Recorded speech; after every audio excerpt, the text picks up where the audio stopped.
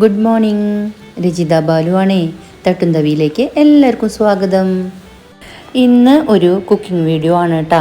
അതായത് ചിക്കനും റൈസും ഒക്കെ ഉണ്ടെങ്കിൽ നമുക്ക് ഒരു ഈസി ആയിട്ടുള്ള ഡിന്നറിൻ്റെ റെസിപ്പി എങ്ങനെ ചെയ്യാമെന്നുള്ളതാണ്. നേരെ വീഡിയോയിലേക്ക് പോയാലോ.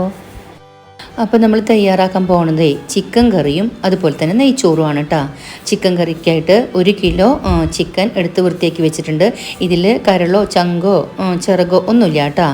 അതുപോലെ ഈ കറിയിലേക്ക് ആവശ്യമായിട്ടുള്ള ഒരു വലിയ സവാള എടുത്തിട്ടുണ്ട്, ഒരു വലിയ തക്കാളി എടുത്തിട്ടുണ്ട്, 12 വെളുത്തുള്ളി അല്ലി എടുത്തിട്ടുണ്ട്, 1.5 ഇഞ്ച് നീളത്തിൽ ഇഞ്ചി എടുത്തിട്ടുണ്ട്, അതുപോലെ തന്നെ 10ഓളം പച്ചമുളകും ആവശ്യത്തിനുള്ള കറിവേപ്പിലയും. ഇനി നമുക്ക് സ്റ്റൗ ഒന്ന് കത്തിക്കുക, പാൻ വയ്ക്കുക. പാൻ ചൂടാകുമ്പോൾ അതിലേക്ക് ആവശ്യത്തിനുള്ള കുക്കിംഗ് ഓയിൽ ഒഴിച്ചു കൊടുക്കുക. ഞാനിവിടെ കുക്കിങ്ങിന് വെളിച്ചെണ്ണയാണ് യൂസ് ചെയ്യണേ. നിങ്ങൾക്ക് ഏതാണോ താല്പര്യം ആ ഓയിൽ യൂസ് ചെയ്യാം കേട്ടോ. വെളിച്ചെണ്ണ ചൂടായിട്ടുണ്ട്. അപ്പോൾ നമുക്ക് എടുത്തു വെച്ചിട്ടുള്ള വെളുത്തുള്ളിയും ഇഞ്ചിയും നന്നായി ചതച്ചത് ഇട്ട് കൊടുക്കുക. നന്നായിട്ട് അത് ആ എണ്ണയിലൊന്ന് മിക്സ് ചെയ്യുക. ഇഞ്ചിയുടെയും വെളുത്തുള്ളിയുടെയും പച്ചമുളകൊന്ന് പോയിട്ടുണ്ട്, ഒന്ന് ചെറുതായിട്ട് വഴണ്ടി വന്നിട്ടുണ്ട്. ഈ സമയത്ത് നമുക്ക് ഇതിലേക്ക് അരിഞ്ഞു വെച്ചിട്ടുള്ള സവാള ചേർത്ത് കൊടുക്കുക.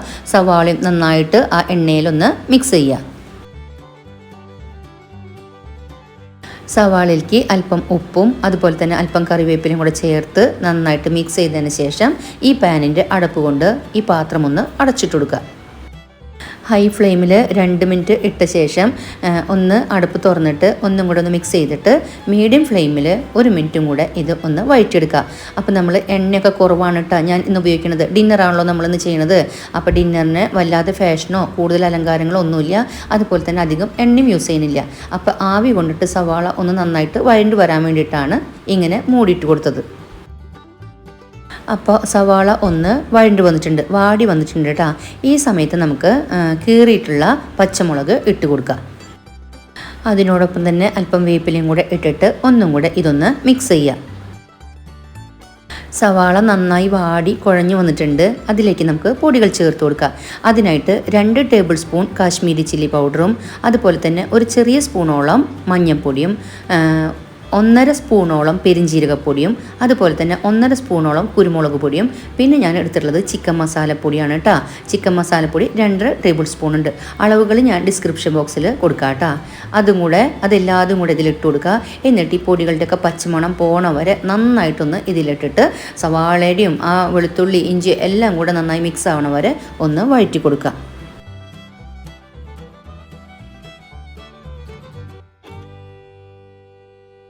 പൊടികളുടെ പച്ചമണമൊക്കെ ഒന്ന് പോയിട്ടുണ്ട്. സവാളയും പൊടികളൊക്കെ ആയിട്ട് നന്നായിട്ടൊന്ന് സെറ്റായി വന്നിട്ടുണ്ട്. ഈ സമയത്ത് നമുക്ക് ചെറുതായി അരിഞ്ഞു വെച്ചിട്ടുള്ള തക്കാളിയും കൂടെ ചേർക്കുക. തക്കാളിയും കൂടെ ചേർത്ത് അല്പം വേപ്പിലയും കൂടെ ഇട്ട് കൊടുത്തിട്ട് ഇതും നന്നായി ഒന്ന് ഇളക്കി മിക്സ് ചെയ്ത് നമുക്ക് പാത്രം വീണ്ടും അടച്ചിട്ട് കൊടുക്കുക. ആ തക്കാളി ഒന്ന് വാടി വേഗം വേവാൻ വേണ്ടിയിട്ടാണ്. തക്കാളി വെന്തുടഞ്ഞ് വരട്ടെ. അപ്പോഴേക്കും നമ്മളവിടെ അരി ഇടാനായിട്ടുള്ള വെള്ളം തിളപ്പിക്കാൻ അപ്പുറത്തെ അടുപ്പത്ത് വെച്ചിട്ടുണ്ട്. അപ്പോൾ വെള്ളം തിളയ്ക്കുന്നുണ്ട്. ആ സമയത്ത് നമുക്ക് ചെറുമണി അരിയാണ് ഞാൻ എടുത്തിട്ടുള്ളത് കേട്ടോ. കൈമ റൈസിൻ്റെ 750 ഗ്രാം എടുത്തിട്ടുണ്ട്. അത് നന്നായിട്ട് വാഷ് ചെയ്തിട്ട് ഞാൻ സോക്ക് ചെയ്യാനൊന്നും വെക്കണില്ല കേട്ടോ. അപ്പോൾ നന്നായി വാഷ് ചെയ്തതിന് ശേഷം നമുക്ക് തിളയ്ക്കുന്ന വെള്ളത്തിലേക്ക് ഇട്ട് കൊടുക്കാം.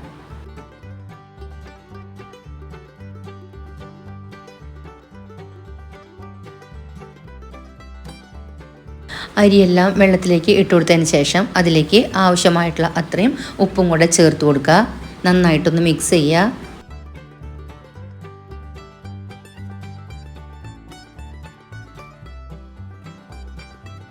ഇനി ഈ അരിയിട്ട വെള്ളത്തിലേക്ക് 5ഓളം ചെറിയ പച്ചമുളകും അതുപോലെ തന്നെ ചെറിയൊരു കഷ്ണം ഇഞ്ചി ഒന്ന് ചതച്ചതും കൂടെ ഇട്ട് കൊടുക്കുന്നുണ്ട്. അതുപോലെ ചെറിയ 2 കഷ്ണം പട്ട ഇട്ട് കൊടുക്കുക. അതുപോലെ തക്കോലം വേണമെങ്കിൽ എല്ലാതും ഇട്ട് കൊടുക്കുക കേട്ടോ. നമ്മൾ നെയ്ച്ചോറിന് ചെയ്യുന്ന പോലെയൊക്കെ ചെയ്യുക. ഞാൻ അല്പം കുറച്ച് മസാലകൾ മതിയെന്ന് വിചാരിച്ചിട്ടാണ്. ഡിന്നർ ആയതുകൊണ്ട് ഇത് സെയിം നമുക്ക് ലഞ്ച് റെസിപ്പി ആയിട്ടും ചെയ്യാം കേട്ടോ. ഇത് ഡിന്നർ ആയതുകൊണ്ട് വളരെ കുറച്ച് ഐറ്റംസ് ഇട്ടുള്ളൂ. പിന്നെ ഇതിലേക്ക് അരമുറി നാരങ്ങയുടെ നീരും കൂടെ ചേർത്ത് മിക്സ് ചെയ്തതിന് ശേഷം നമുക്ക് പാത്രം മൂടിയിട്ട് കൊടുക്കാം.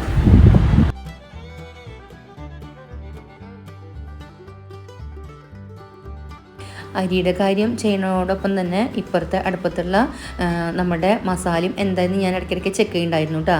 അപ്പോൾ നന്നായിട്ട് തക്കാളി ഉടഞ്ഞിട്ടില്ല. അപ്പോൾ ഒന്നും കൂടെ ഒന്ന് മൂടിയിട്ട് കൊടുക്കുകയാണ് കേട്ടോ. മസാല ചെറുതീയിലാണ് ഇട്ടിട്ടുണ്ടായിരുന്നത്, ലോ ഫ്ലെയിമിലാണ് ഇട്ടിട്ടുണ്ടായിരുന്നത്. അപ്പോൾ ഇതാ ഒന്നും കൂടെ നമ്മൾ മൂടി തുറന്നപ്പോൾ തക്കാളി ഏകദേശം ആയിട്ടുണ്ട്. തവി വെച്ച് ഒന്ന് നന്നായിട്ട് ഉടച്ചു കൊടുക്കുക. അതിനുശേഷം നമുക്ക് നമ്മളെടുത്ത് കഴുകി വൃത്തിയാക്കി വെച്ചിട്ടുള്ള ചിക്കൻ പീസസ് ഇട്ട് കൊടുക്കുക. എന്നിട്ട് നന്നായിട്ട് ഈ മസാല മുഴുവനും പുരണ്ട് വരുന്ന വരെ നന്നായിട്ട് അതൊന്ന് മിക്സ് ചെയ്യുക. ചിക്കൻ ഇടുമ്പോൾ ഹൈ ഫ്ലെയിമിലിടുക. എല്ലാ വശത്തും മസാല എന്ന് കാണുമ്പോൾ അല്പം കൂടെ ഉപ്പൊന്ന് വെതറി കൊടുത്തിട്ട് പാത്രം മൂടിയിട്ട് കൊടുക്കുക. പാത്രം മൂടി വയ്ക്കുന്ന സമയത്ത് ഫ്ലെയിം ഒന്ന് കുറച്ചിട്ടിട്ടുണ്ടായിരുന്നു. അപ്പോൾ നമുക്കൊന്ന് മൂടി തുറന്ന് നോക്കാം. നന്നായിട്ട് ചിക്കൻ പീസസൊക്കെ ഒന്ന് മിക്സ് ചെയ്യുക. അതിനുശേഷം നമുക്കൊന്ന് ഫ്ലെയിം കൂട്ടിയിട്ടിട്ട് 2 മിനിറ്റ് നേരം ഒന്നും കൂടെ ഒന്ന് മൂടിയിട്ടിട്ട് വേവിക്കാം. ചിക്കൻ മസാലയിലേക്ക് മിക്സ് ചെയ്യുന്ന പ്രോസസ്സ് കഴിഞ്ഞാൽ വേണമെങ്കിൽ കുക്കറിൽ വേവിച്ചെടുക്കാട്ടോ ഇത്. അപ്പം നമ്മുടെ ചിക്കൻ ചെറുതീയിൽ അവിടെ കിടന്ന് വേവട്ടെ. അപ്പോഴേക്കും നമ്മുടെ ചോറ് പൊന്തി വന്നിട്ടുണ്ട്, വെന്തിട്ടുണ്ട് കേട്ടോ. ഇത് ഞാനിനി തീ ഓഫ് ചെയ്തിട്ട് വാർത്തെടുക്കുകയാണ് ചെയ്യണത് കേട്ടോ.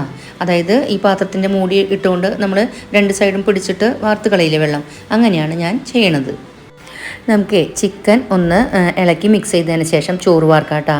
അപ്പോൾ ചിക്കൻ കണ്ടില്ലേ, വെള്ളം നമ്മൾ ഒട്ടും വെള്ളം ചേർത്തിട്ടില്ല. ഈ ചിക്കനിൽ നിന്ന് വെള്ളം ഇറങ്ങി വരും കേട്ടോ. അതുപോലെ തന്നെ നല്ല നെയ് പശിമയുള്ള ചിക്കനും കൂടിയായിരുന്നു. അപ്പോൾ അത് നന്നായിട്ടൊന്ന് മിക്സ് ചെയ്തതിന് ശേഷം ഉപ്പൊക്കെ ഒന്ന് കുറവാണെങ്കിൽ ആഡ് ചെയ്യാം കേട്ടോ ഈ സമയത്ത്. എന്നിട്ട് വീണ്ടും നമുക്ക് ഇതൊന്ന് മൂടിയിട്ട് കൊടുക്കുക. ലോ ഫ്ലെയിമിൽ ഇടുക. എന്നിട്ട് നമുക്ക് ചോറ് വാർത്തെടുക്കാം. അപ്പോൾ നമ്മൾ ചോറ് വാർത്തെടുത്തിട്ടുണ്ട്.